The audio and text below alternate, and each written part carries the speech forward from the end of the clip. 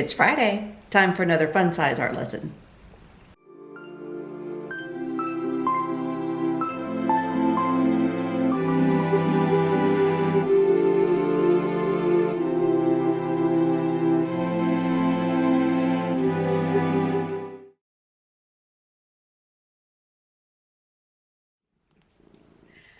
I was talking to a new artist the other day, and they were saying that they are really struggling when they're drawing, trying to figure out exactly where the shadows are supposed to go. So today, let's learn light and shadow.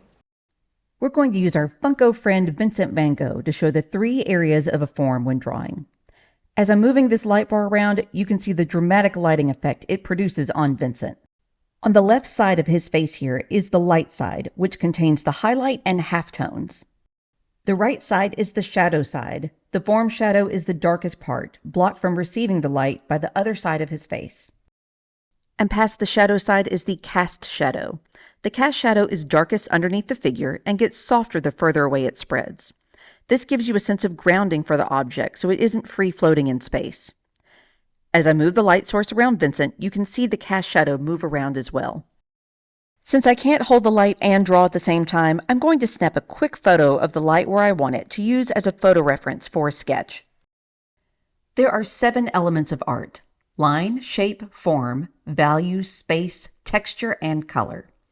Value deals with the lightness or darkness of a color, and this includes shadows.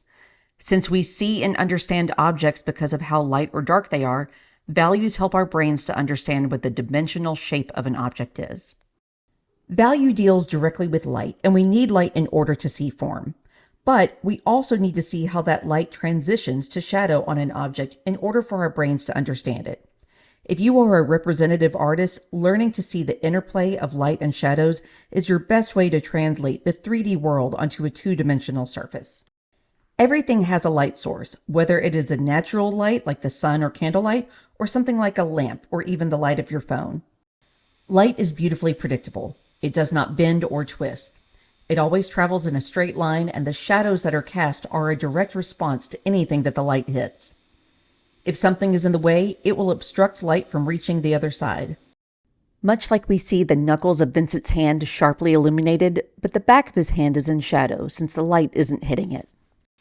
Even this Pop Funko's itty-bitty nose projects a strong shadow that helps define the shape of the face. When you are composing a drawing or painting, you can create dramatic effects with lighting, even with a relatively simple composition. Shadows can be used to add drama, emotion, or mystery to a work. In art, this lighting effect is called chiaroscuro. It is Italian for light dark and refers to the tonal contrasts that give an object or model a sense of 3-dimensionality. Old masters like Leonardo da Vinci and Caravaggio were famous for their use of chiaroscuro to create drama in their artworks.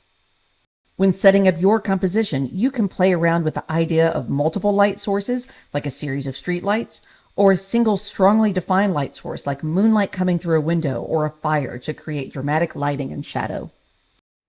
I hope this has helped you. The use of light and shadow can add so much dimension and emotion to your artwork.